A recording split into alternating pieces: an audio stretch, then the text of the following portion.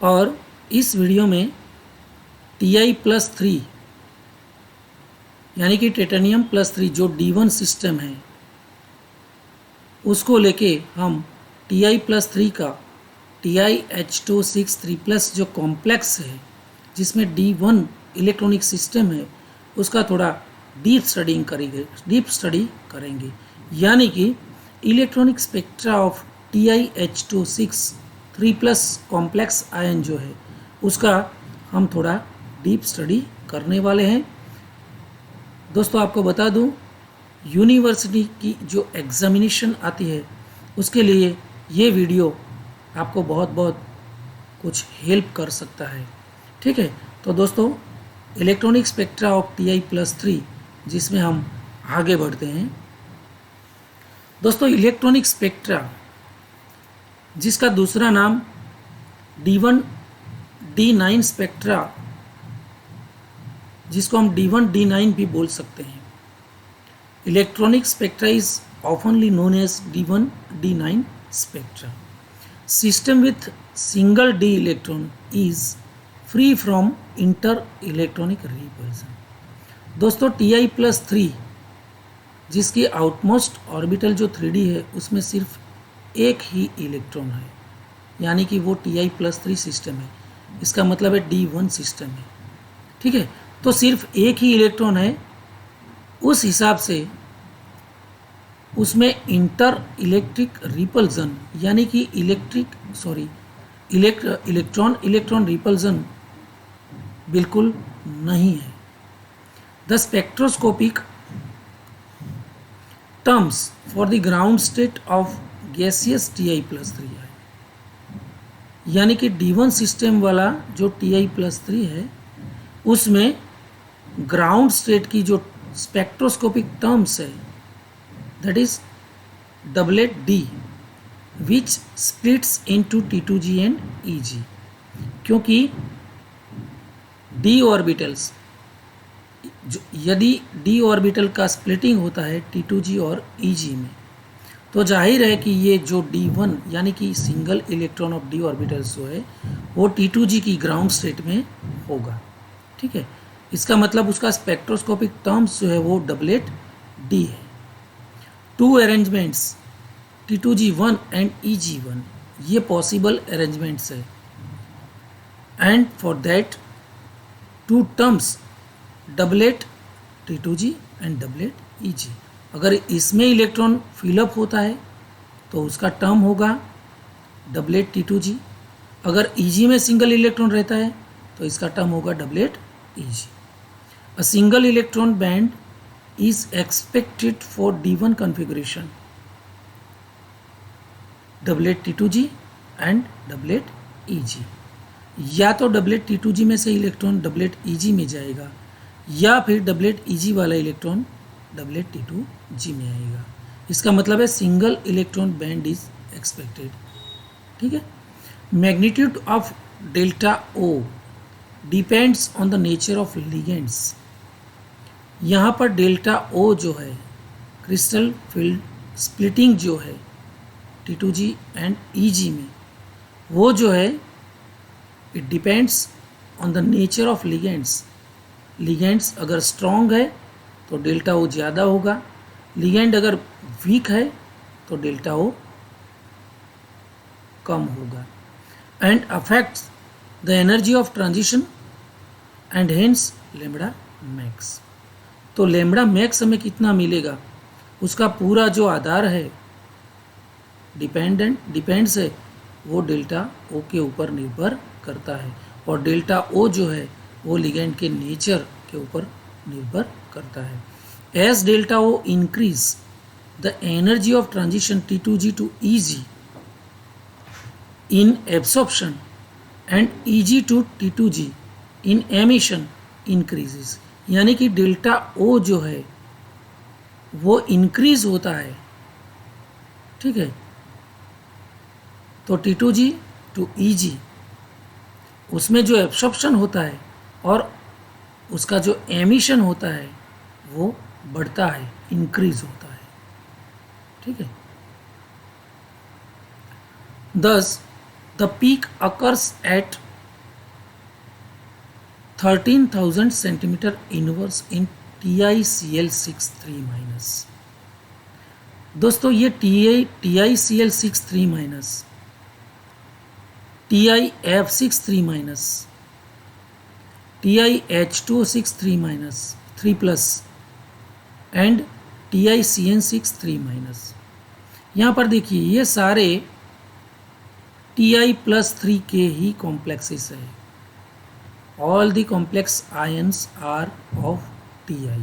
ठीक है, इसका मतलब ये चारों चार Ti+3 और D1 सिस्टम वाले हैं, लेकिन उसमें अलग अलग क्या है, तो ये Cl लिगेंड्स के साथ बना हुआ कॉम्प्लेक्स है, ये F- लिगेंड है, यहाँ पर H2O न्यूट्रल लिगेंड है और यहाँ पर Cl है। यानी कि ये लिगेंड्स जो है उसकी जो प्रबलता है, उसकी इंटेंसिटी है, वो बढ़ती जाती है। ठीक है, तो जैसे जैसे लिगेंड वीकर से स्ट्रॉन्गर की ओर जाता है, उस हिसाब से यहाँ सेंटीमीटर इनवर्स देखिए 13,000 सेंटीमीटर इनवर्स, फिर 18,900 सेंटीमीटर इनवर्स, फिर 20,000 इन TiH2O6+3 एंड 22,300 इन TiCN6। ठीक है, यानी कि लैम्बडा जो है सेंटीमीटर इनवर्स में वो रेंज बढ़ती जाती है और नैनोमीटर में घटती जाती है। ठीक है, इसका मतलब वेवलेंथ शॉर्टर होती है और डेल्टा ओ का मूल्य बढ़ता जाता है। The amount of splitting caused by various ligands is related to their position in the spectrochemical series. ठीक है, यानी कि स्पेक्ट्रोकेमिकल सीरीज जो है उसमें ये जो स्ट्रॉन्गर लिगेंड की ओर जाता है, उस हिसाब से डेल्टा ओ का मूल्य बढ़ता जाता है, और डेल्टा ओ का मूल्य जैसे जैसे बढ़ता जाता है, तो ये स्लाइड प्रीवियस स्लाइड में जो हमने डिस्कस किया उस हिसाब से डेल्टा ओ इंक्रीज होता है, तो फिर ये जो एब्सॉर्प्शन एंड एमिशन है वो भी इंक्रीज होता है। ठीक है, TiH2O6 3+ gives the solution of purple color which is complementary color of green। यानी कि इस कॉम्प्लेक्स आयन जो है उसमें हम पर्पल कलर का सॉल्यूशन देख सकते हैं। ये सॉल्यूशन जो होता है उसका कलर पर्पल होता है, यानी कि उसका बिल्कुल कॉम्प्लीमेंट्री कलर ग्रीन होगा। तो जाहिर है कि ग्रीन कलर जो है उस के रिलेटेड जो वेवलेंथ है वो वेवलेंथ एब्सॉर्ब होती है और हमें पर्पल कलर जो है वो दिखाई देता है, और ये जो होता है उसके लिए 57 किलो कैलोरी पर मोल एनर्जी एब्सॉर्ब होती है। ठीक है, और अगर हम गौर से देखें तो TiH2O6 3+ जो है उसमें हमें एक पीक मिलेगा 20,300 centimetre inverse, which is equal to the energy difference delta O between T2G and EG levels। तो ये थे जो डेटा वो TiH2O6 और TiH2O6 की कंपैरेटिव कुछ कॉम्प्लेक्स आयन के। दोस्तों इस स्लाइड में देखिए TiH2O6 3+ जो है यानी कि hexa aqua titanium 3, actually it is octahedral and D1 system. उसका जो स्ट्रक्चर है वो इसी हिसाब से है। दोस्तों इसमें T2G और EG में सिर्फ एक ही इलेक्ट्रॉन है, तो स्वाभाविक है T2G में अगर इस ऑर्बिटल में एक इलेक्ट्रॉन है तो उसका DD ट्रांजिशन यानी कि this electron can be excited to T2G from this EG। Okay, तो ये जो ट्रांजिशन हुआ उस हिसाब से हमें ये ग्राफ में बताया गया है उस तरह 20,300 सेंटीमीटर इनवर्स पे ये पीक मिलता है।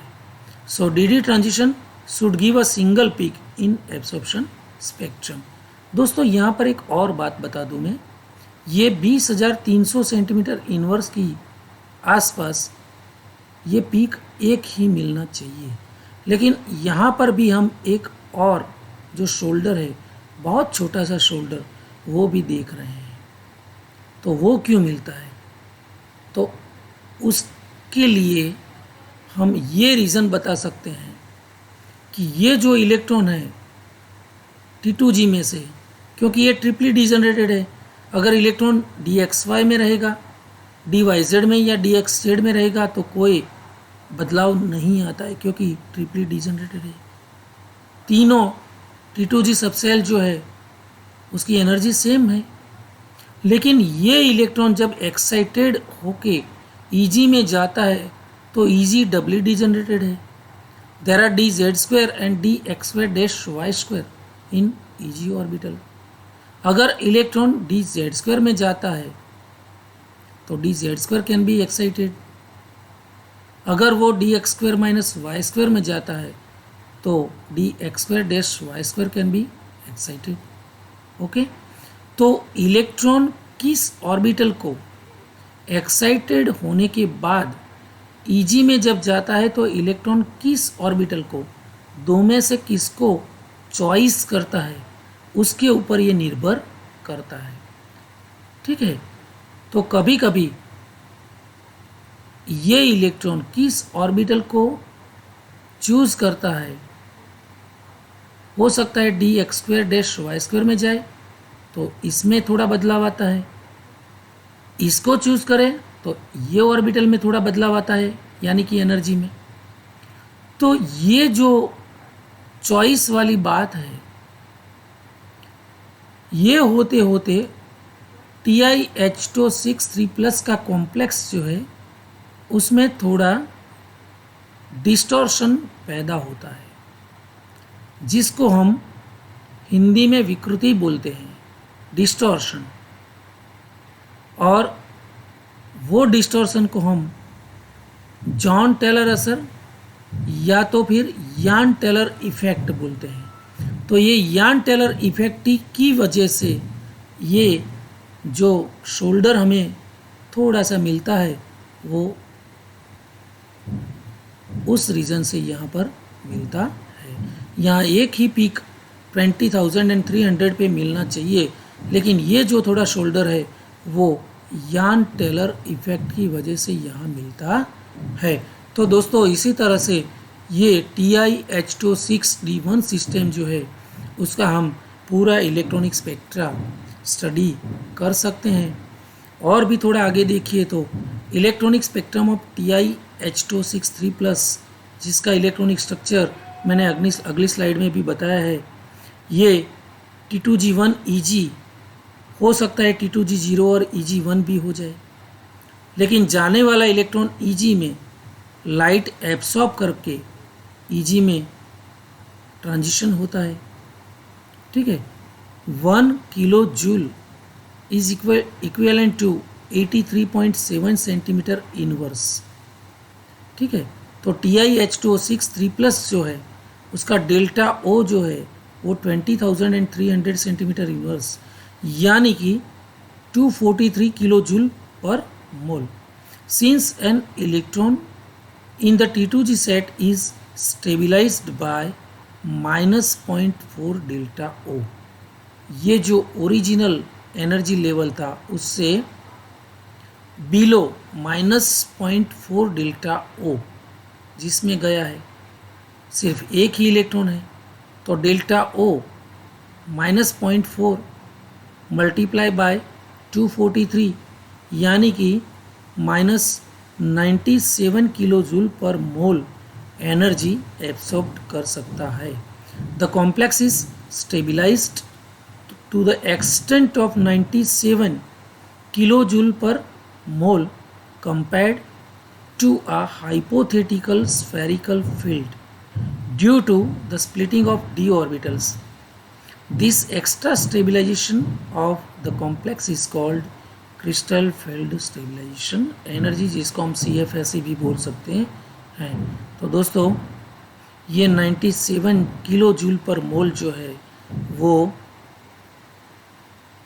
इतनी एनर्जी एब्सॉर्ब करके वहाँ पर इलेक्ट्रॉन स्टेबल होता है, because the sample absorbs most strongly around the green region, इतनी एनर्जी एब्सॉर्ब करके ग्रीन रीजन जो है वो रीजन में एनर्जी एब्सॉर्ब करता है विजिबल स्पेक्ट्रम में, तो उसका जो कॉम्प्लीमेंट्री कलर है वो पर्पल कलर हमें यहाँ पर दिखाई देता है, यानी कि TiH2O6 का सॉल्यूशन पर्पल कलर का होता है। उसको अगर हम नैनोमीटर में बोले तो 20,300 सेंटीमीटर इनवर्स जो है वो यहाँ पर 494 नैनोमीटर हम देख सकते हैं, वहाँ पर एक हमें पीक मिलता है।